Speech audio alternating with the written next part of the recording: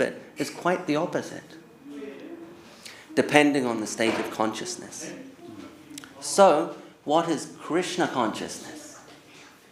Krishna consciousness is, those who practice Krishna consciousness are also doing so out of a desire to obtain pleasure.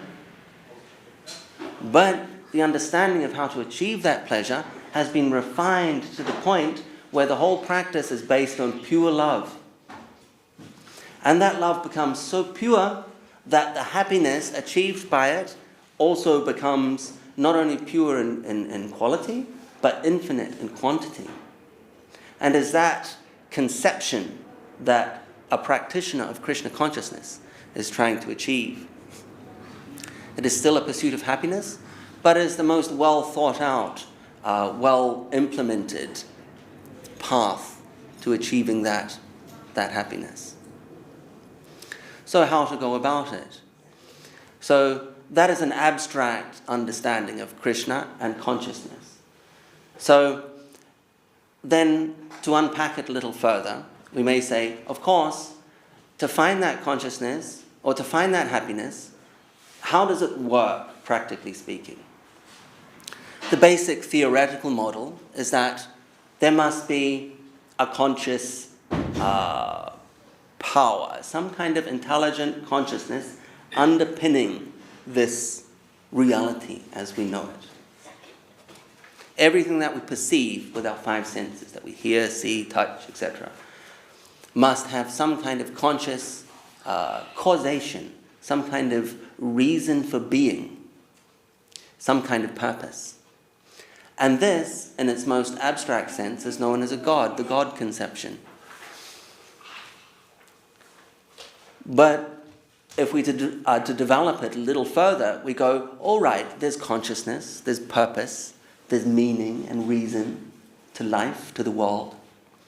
But how does that take shape? How do we make it tangible? How do we give it some attribute?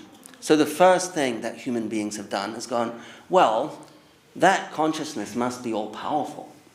If it's created all of this, and I with my two hands can create certain small objects or in cooperation with others larger objects, but this God thing has created everything, the planet, the galaxies, etc. So there must be this person, this being must be all-powerful. That is the first attribute given once there is a premise of awareness of God. It must be all-powerful. And then they must be all-conscious, because to be all-powerful, you have to know everything too. If there's a certain pocket of your creation that you are not conscious of, how can you be powerful in that sector? So there must be all full awareness and full knowledge. And many cultural traditions are based on these two primary attributes of God, full power and full knowledge. We look at the teachings of Islam or etc. We have Allah, these conceptions of God as the all-powerful. Or also in the Christian tradition, conception of Jesus, conception of God, whether he is defined as Jesus Christ or not is a different story. But conception of God as the Father, as the all-powerful, all-knowing God figure. And that is fine, that is natural. That is a natural conclusion and a correct conclusion to come to about God. But the question needs to be asked, is it the ultimate conclusion? So,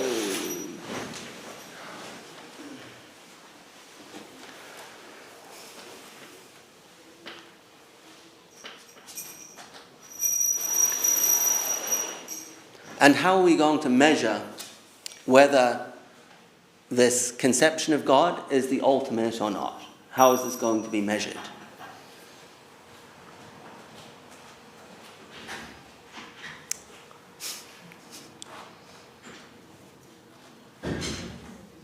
I'll continue.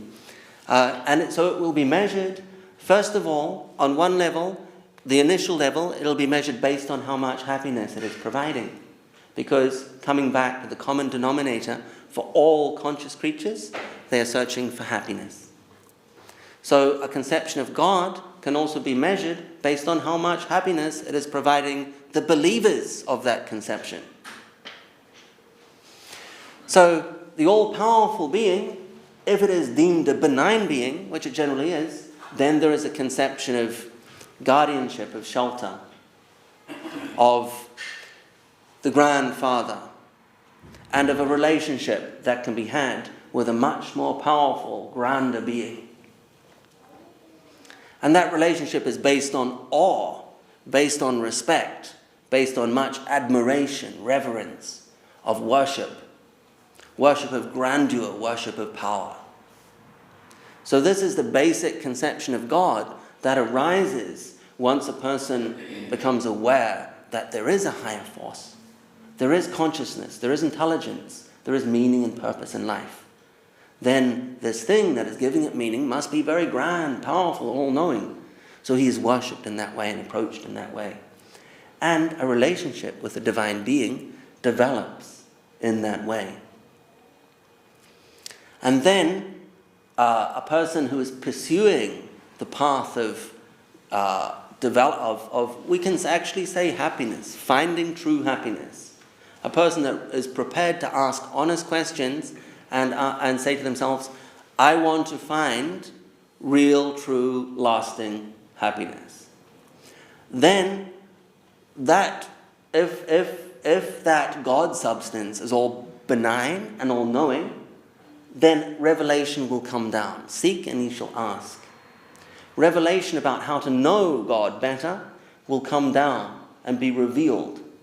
We could say inside to the person, they will know. There does not need to be an external miracle. The person will know through inspiration. You may call it the muse or whatever, but it's an inner knowledge. And this will lead one to the idea that not only is God all-powerful and all-knowing, but also all-loving and all-beautiful. So when this conception is revealed, that God not only is all-powerful and all-knowing, but also all-beautiful and all-loving, a whole new vista of experience is opened up.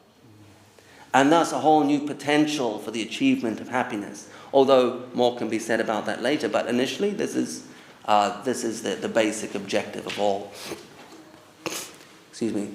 sentient creatures. So this understanding that not only is God all-powerful, not only is God all-knowing, which is omnipotence and omniscience, but also God is all-beautiful. And then we can unpack the beauty. What is beauty? Beauty is charm. Beauty is ecstasy.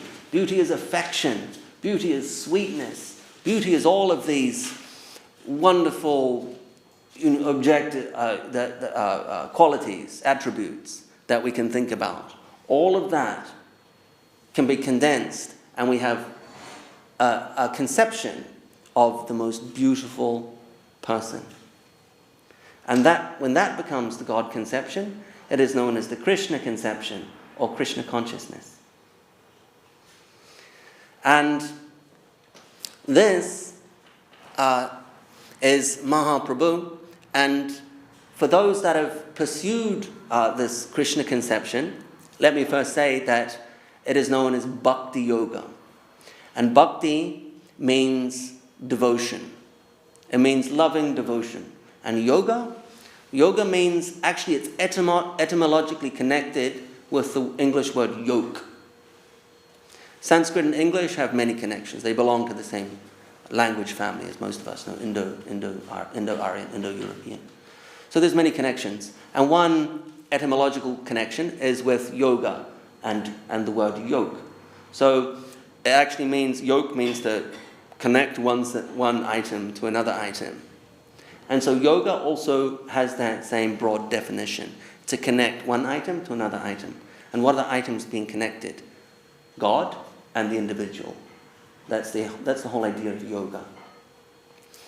So the idea of Hatha Yoga, as we know it today with all its stretches and various exercises, is a preliminary on a path towards, in that same basic trajectory, But that's a side point.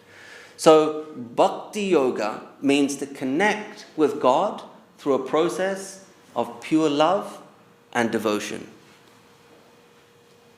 And that is the criteria the criterion that generates the maximum pleasure and happiness. Because really, beyond it all, after all has been said and done, there is not really much more that satisfies than love and devotion. All other activities are attempts, whether at various stages of awareness or misguidance, to achieve that same objective of love and happiness. So when one is culturing this process of bhakti yoga, which is love and devotion, they understand that God, this as a conception of loving, as a conception of beautiful, maximum beauty and love, can appear in the form worshipped by his devotees, followers. And thus, the practice of Archa Vigraha develops, where just as you will have a much loved family member or a much worshipped social political figure, and you will make a statue of that person, and that will be revered, or you have a much loved family member and they pass away and you have a picture of them on the wall and that is revered and adored. That conception taken further and applied spiritually, the concept of bhakti, connection with God out of love, that is you could say the theory, the rationale underpinning a murti figure. This is known as a murti, it's say a deity. Statue, you could say, but statue is a little too much of a mundane term. And that the love between the devotee and God, between the person and God, causes divine energy to come down and inhabit, exist. It becomes divine, becomes worshipable, becomes God. So we may say in this regard that many things in this world can be interpreted on three levels. There is a mundane interpretation, there is a metaphysical interpretation, and there is a spiritual interpretation to phenomenon in this world. And the mundane interpretation of worshipping a form made of wood or clay or stone or what have you, is that we're creating a like image of the person that we love, that we're developing a loving relationship with. The metaphysical idea is that when lots of energy is focused on an item, then that item becomes very powerful psychically, and it balances out energy.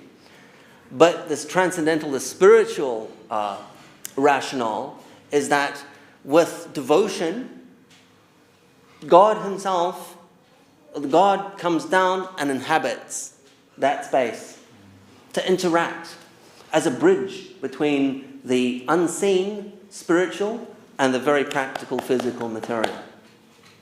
So the worship of a deity form, as this is Sri Chaitanya Mahaprabhu, is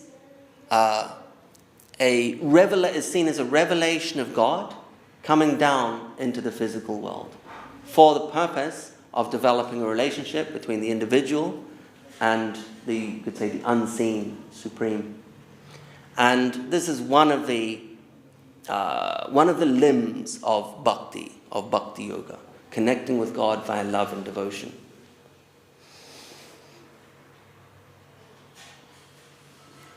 So we could say, take it a little further and explore who is Krishna.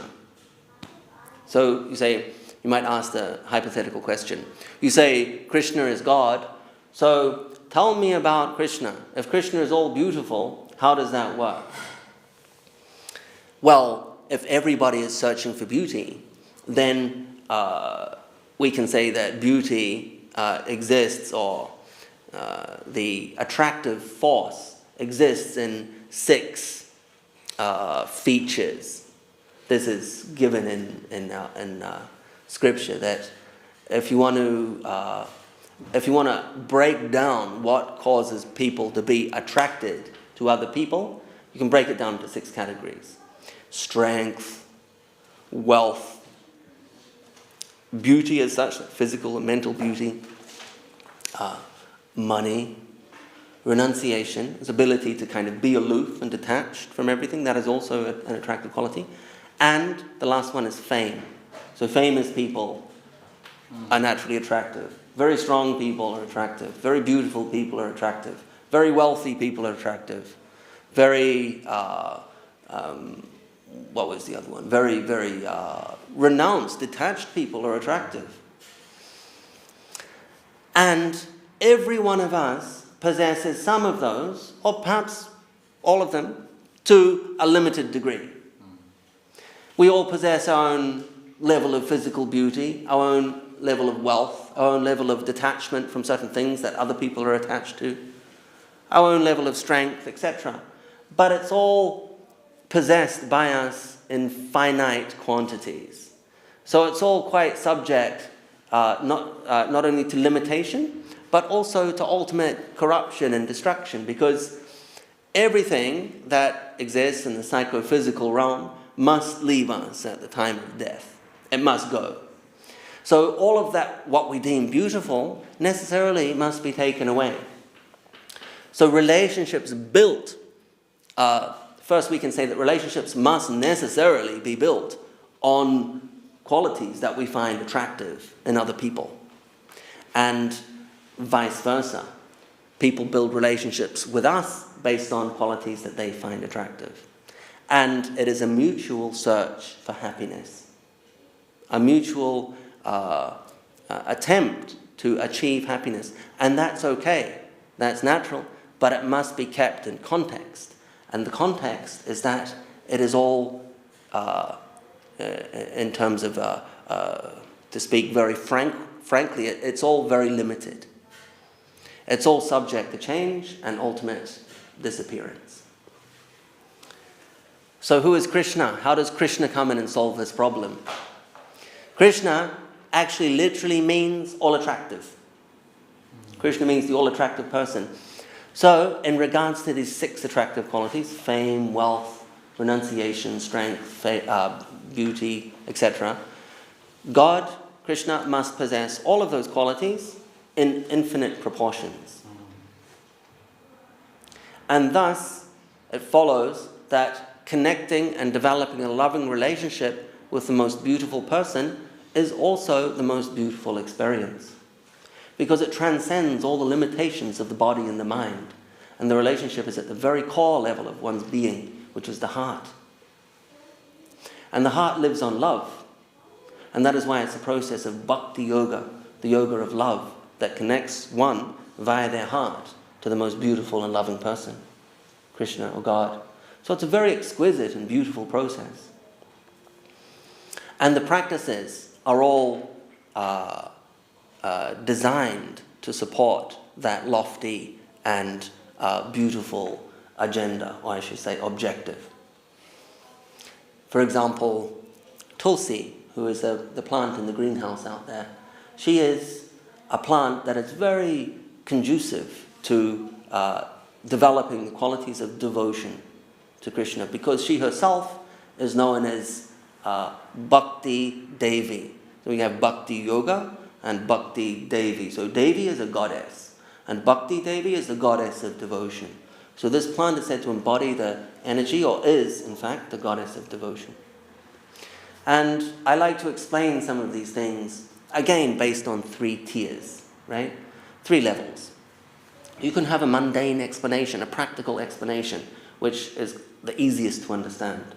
And then you can have a metaphysical, kind of a psychic explanation, which is a little more intermediate level of comprehension. And then you can have a transcendental explanation, which is the most absolute and the deepest and truest comprehension, but it's also can be the most difficult to understand. Not that it can't be understood, but it's it's a little more difficult. So in terms of understanding Tulsi, or Bhakti Devi, the goddess of devotion, we can see the mundane qualities of Tulsi. In Ayurvedic medicine, Tulsi is one of the most health-giving herbs, like a panacea type herb. So you could say naturally she's going to be revered as very special because her qualities are so health-giving, health-promoting. But that's the mundane level. The metaphysical level is that all plants possess certain subtle energies as well, that they have a particular effect beyond just photosynthesis. And Tulsi's effect has a particularly purifying influence on the environment. I even read a study once where or read a report once which said that Tulsi has the ability to absorb and counteract the negative effects of radiation. Who knows? But nonetheless, that's a metaphysical appreciation of, in this case, this holy plant. But the transcendental explanation is that Tulsi is dear to Krishna. So Krishna loves Tulsi. And thus, by connecting with something that is close to Krishna, then we ourselves can move closer to Krishna, to that person of love and charm and ecstasy and beauty. So there's 3 levels of appreciation. But the basic point is that all of the practices are geared towards this high concept of God as the most beautiful person, as the most loving, charming, attractive, sweet person whose connection to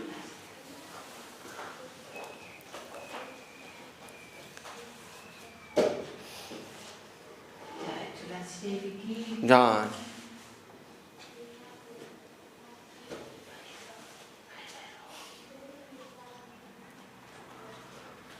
whose connection to can increase one's devotion.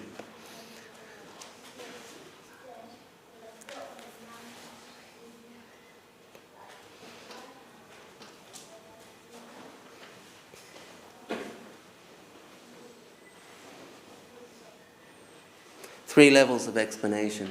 Another one can be like, for example, a cow. We've all heard of the sacred cow, right? So you go, why do Hindus, or actually Gaudiya Vaishnavas, Bhakti Yogis, they respect the cow as well, very much. And you might ask, why? What is the reason? So the mundane reason is that, and this is generally today, scientists will go with the mundane explanation of things, because everything is being brought down and reduced to its kind of like base components in order to find an explanation for why things are given value. So they will tell you, if you were to ask an academic or a scientist, why do the Hindus consider cows to be sacred? They'll tell you, well, you see, because in their socio-economic system, they use the cow for their transport, the bulls for their transport, for plowing the fields, and milk from the female cows, and perhaps other products from the cow. They use the cow dung for their fuel. The cow was so indispensable to their entire socio-economic system that they needed to protect it at all costs. So they gave it a sacred status. You're not allowed to kill it because it's sacred. But we know it's not actually sacred. They were just doing it because it's valuable socio-economically, right? That's the mundane explanation. That is valid on one level. The cow is socio-economically valuable. But is that the reason why it is given sacred status? Well, if you ask the academic or a scientist, then yeah, it is the reason. But if you were to explore it based on a triplicity of understanding, then you can go, what is the next level? What is the metaphysical level? The metaphysical level is that if you protect cows, and if you give them love and protection, like you would a cat or a dog or some other pet animal, then their ability to reciprocate with human beings, with those that give them love and protection, is unprecedented in the animal kingdom. Actually, it's unprecedented in the world. Because they will give their milk out of love to the humans that protect them. There is no possibility of taking that milk. They give it in exchange out of love. Just like your dog will give you, most dogs will, it's their nature to give some kind of protection. They try and offer protection or some kind of service in exchange for the love that they get. So cows will also do that, and their affection will be giving their milk. You could say this is the only food given by nature out of love to humans. The only single unique food given by nature out of love to human beings. So that is the metaphysical reason why cows are protected, because they give such a special product. They give a gift of food that nothing else in nature can provide. So you can go, well, that definitely sounds more special and interesting than just their socio-economic value. They're also giving emotional nourishment, and they're giving a food which must carry a very special potency because it's gifted out of love from their own body. Imagine that. Imagine the effect it has on a person's psychophysical constitution. You can say, wow, that's tremendously valuable. We're going to protect the cow and give it a sacred status for that reason. So that's the metaphysical reason. But what's the topmost reason? The topmost reason is that the cow is loved by Krishna. And if you to understand Krishna, the meaning, as the most beautiful person, then those things that surround him all absorb, imbibe, and are saturated with that same beautiful energy. So anyone approaching that domain of beauty and love cherishes everything associated with it. It is all seen as saturated with that same energy of prema, which means high love, spiritual love, including cows. And so they have this very special, you could say, sacred status. And that is the transcendental understanding of it.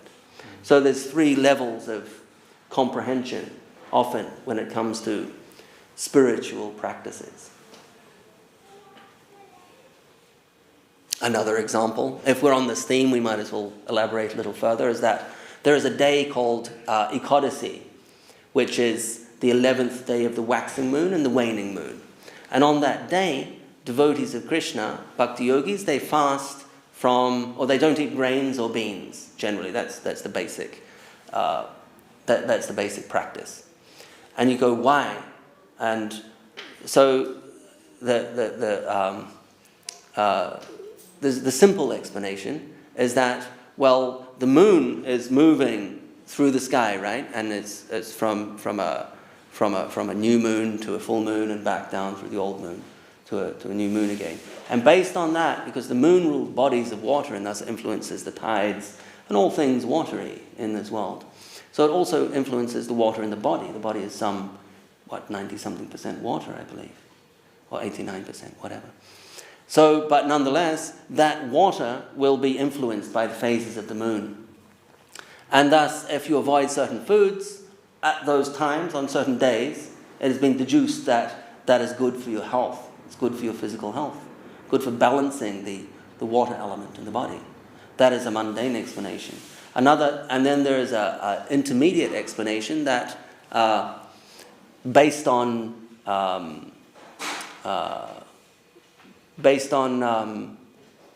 a level of the moon also rules the mind. So based on the phase of the moon, then one's mental condition or thoughts will be going in a certain trajectory. And thus, refraining from food on such a day will calm the mind and help keep the mind calm. So it's good for meditation. And then the transcendental explanation is that on Ekadasi, Krishna likes to enhance his happiness and enjoyment, his play.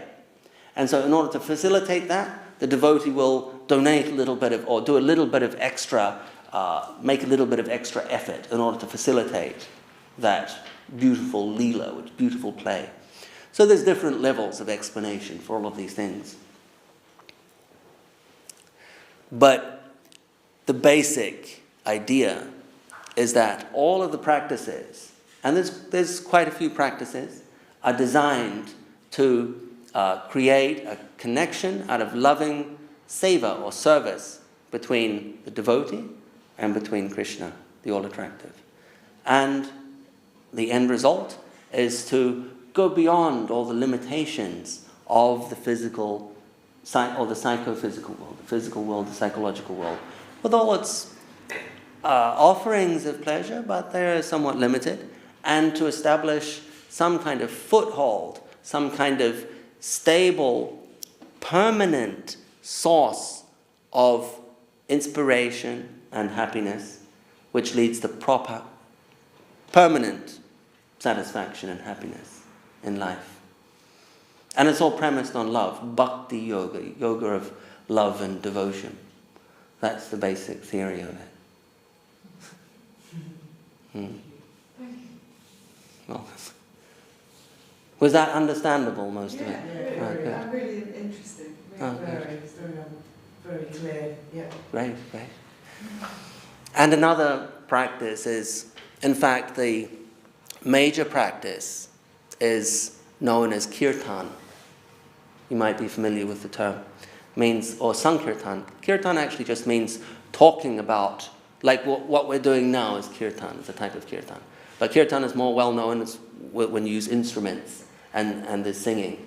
And when there's a group of people doing it, it's actually known as sankirtan. San means like a group, congregation, group of people coming together and singing about God. That's sankirtan. And that is actually the primary practice. That's considered the most powerful practice for clearing out all of, you could say negativity, that's a kind of an understandable word. Any kind of obstacles or negativity to pure consciousness. It clears it all out. It clears out all the dust and detritus that can exist in one's consciousness, in one's mind, and in the etheric field. Kirtan clears it all out. And thus, Chaitanya, so this is Mahaprabhu, or Lord Chaitanya, and he said, he started this process of Sankirtan. He inaugurated it around 1506 or 7 to be precise, when he was 18, 19 years old. He started this Sankirtan. And he said, Chaito Darpana Marjanam, that what it does is he used the example of a mirror, and the mirror is covered in dust. And if you go and look in that dust-covered mirror, you cannot see yourself, right? Or you may see it, but it's very hazy. He said what this Sankirtan does, when people get together and they chant and sing and dance, then it's like getting a cloth and it's like cleaning that mirror. And you go, wow, that's me in the mirror. So you can actually see, it clears your consciousness. So you can actually see in the mirror clearly what is going on. That's the initial effect of Sankirtan, stated by the founder of Sankirtan, who is Chaitanya Mahaprabhu. Are we allowed to talk back? Sorry? Are we allowed to talk? Of course, yes. Sorry, I should have asked for questions earlier. I've just been talking. It's just that I'm on a journey with recovering alcoholic. Okay. So we go to meetings, CO meetings, which are very spiritual. And have to find, there's a lot of people that go in there who just hate the word God. It just frightens the hell out of them. But it's learning, it's turning to learning. I had God in my life anyway, but it's learning to find the high power and learning similar to what you're saying. And my friends brought me here because I've got an open mind. And sure. It's just, and it works, it does work. And like you say, getting rid of all the alcohol or the drugs or whatever, get it out.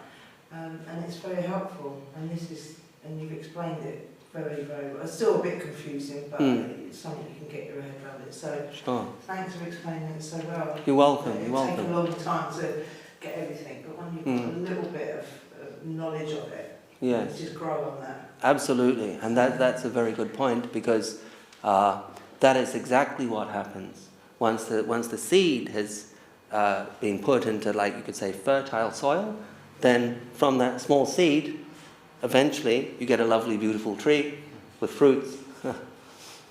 So that is the exact process. It does grow like that.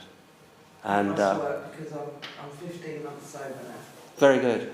Congratulations. It's not all about me. My lovely friend here, she's on the beginning of her journey. Very nice. Yeah, very good. Very good. Well, there's so much that people do in search for happiness. So many things people do, things people take, etc. In order to find that, ultimately, if you want to be brutally analytical, there is an emptiness that exists in trying to find pleasures with faulty instruments. Very true. You need to find an instrument that actually produces pleasure. Otherwise, you're going to end up doing some pretty crazy things in the search for pleasure. Yep. We all have been there. And then our gurus came with this, but Prabhu and other Prabhus explained so nicely, like your happiness is actually inside in your soul, you're spiritual. Yeah. And to get a relief of all this searching in the mundane world, the gurus came from like, you have to purify yourself and get the connection with the Lord, who is all the time here. And that is a journey, but it is normal to be in this world because it's so messy and so, because it's all based on ego, who wants to get something for themselves, like we also did.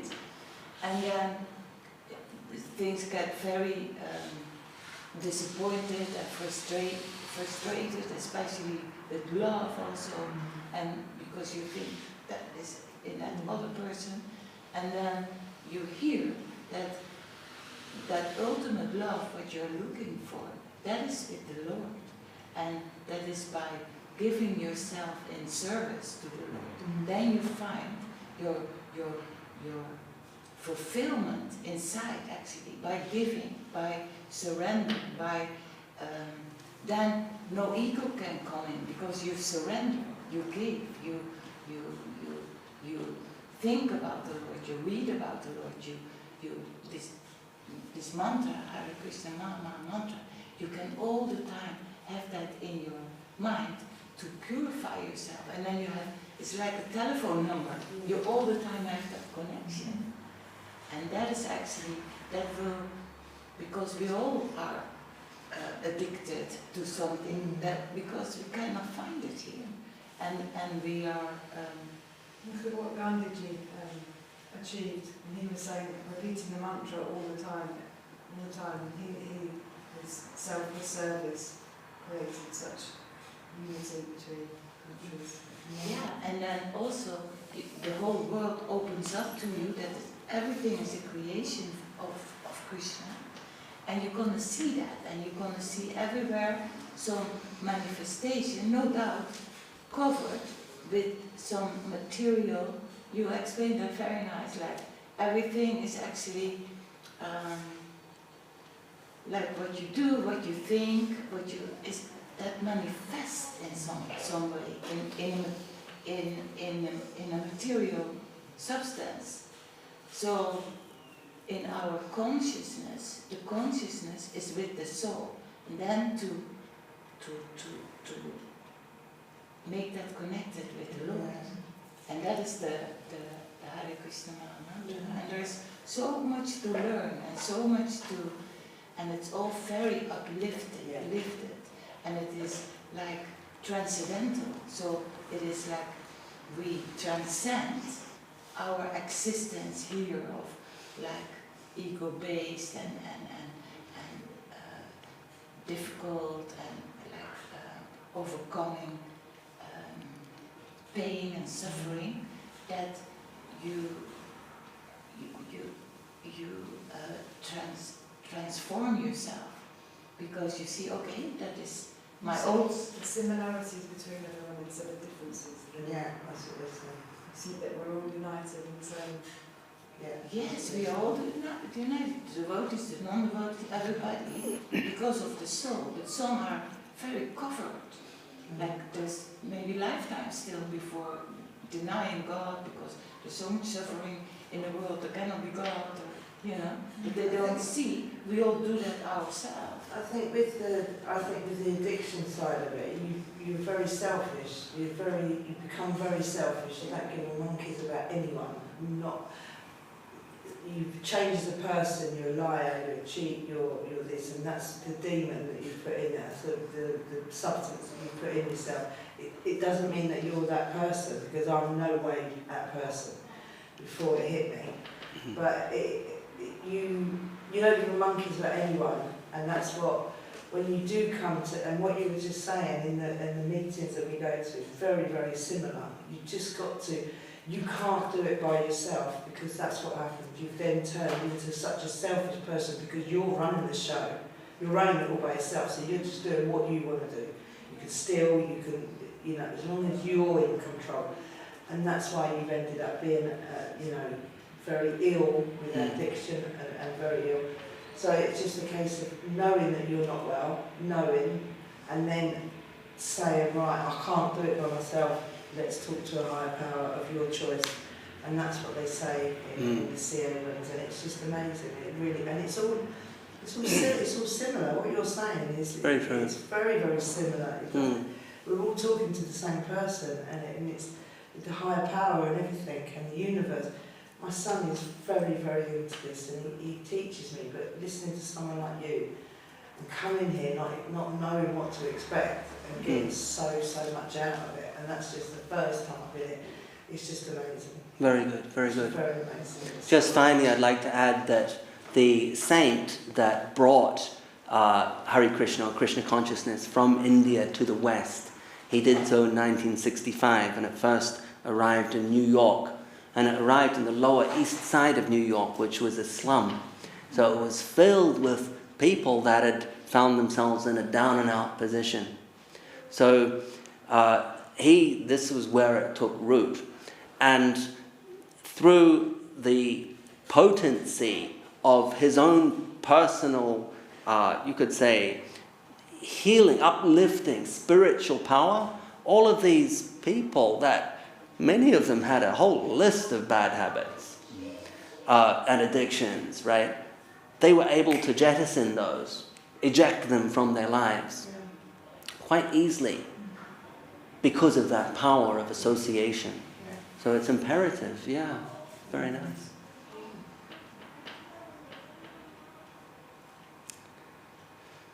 Thank you so much. You're welcome, thank you, Thank you for lending your ears. Yes, and please come again. There's so much to hear, to do. We have, the service is also giving us a lot of happiness. Yeah, that's all about it. What is it? I'm just looking at the symbol just quickly. I can see the drums, I can see the lotus.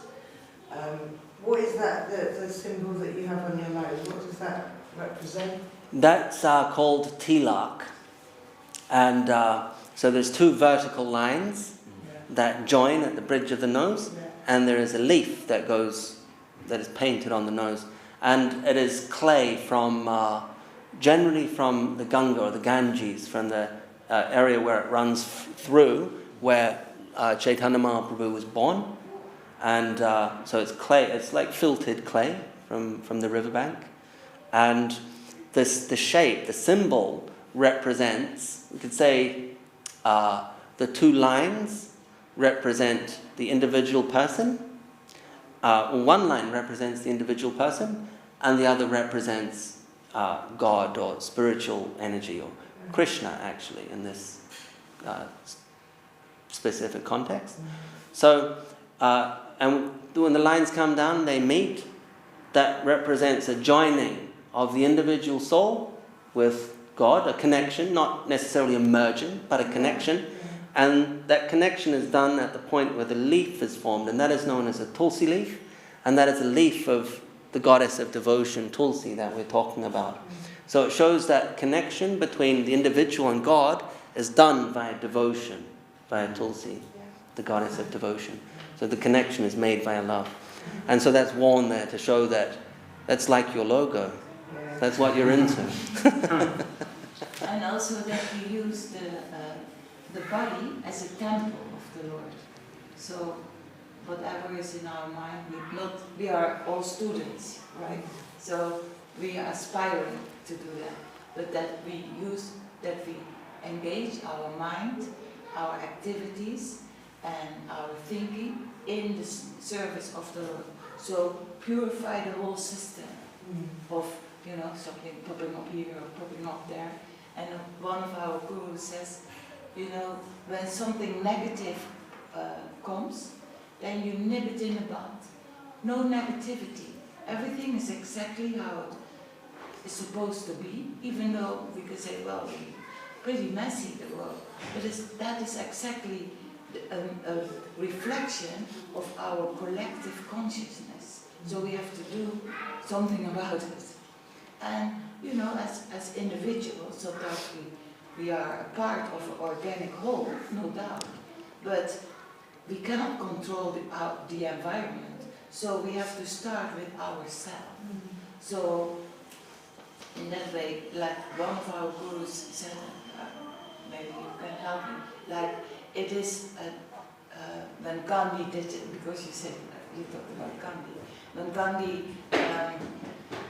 was working for the independence of India, he said, and then at the same time, Sri Saraswati Thakur started his movement, or Sri Chaitanya Saraswati, and he said, well, actually, and all the gurus were actually in that movement of Gandhi. He said, we are here not to get free to for our senses, to have sense gratification, because that is mainly what a materialist do, to get happiness from the senses. It's not that we get freedom to freely use our senses, but that we get rid of our senses by, finding another plane to live in, and that is the transcending everything, see everything good, give our service, give our love, give our niceness because everybody needs that, there's a soul, and then we, that is why we are here, to help each other, especially also in the association with the devotees, then in a broader circle, everybody, if we can.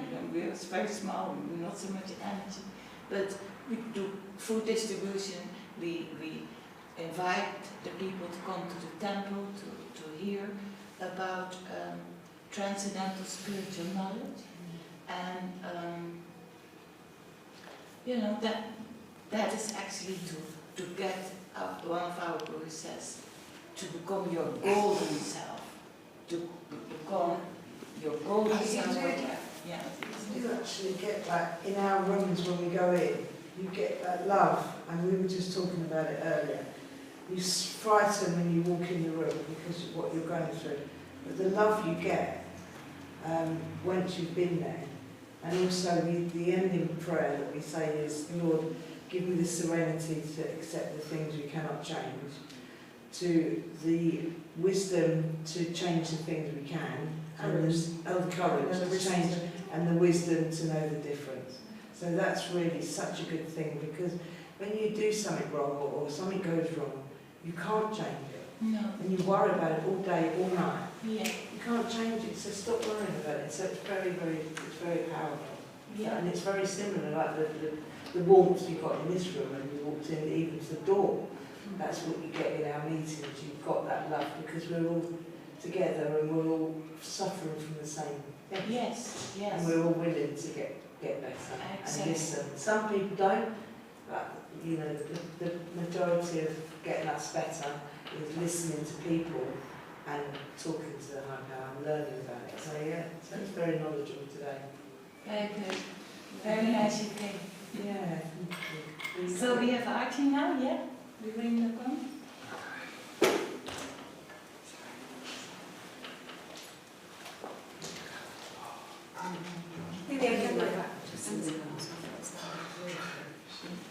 So we have Archie now, that is like a glorification, also kirtan again, and a glorification of the Lord with certain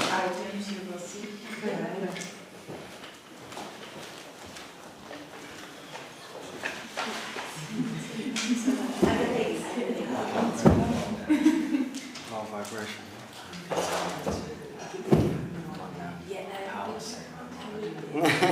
Ultra power save. I have an extra button if I feel foreign.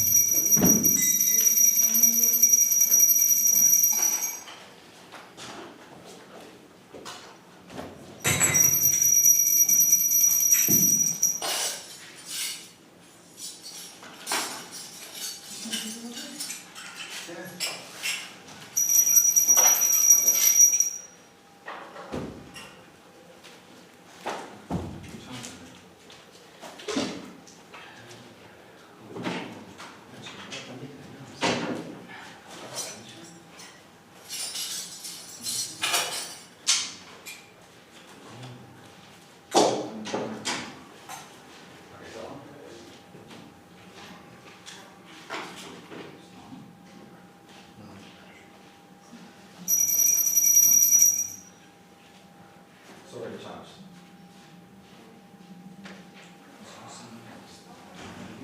Yeah, that's what I asked you. Only if you want to, I'm not forcing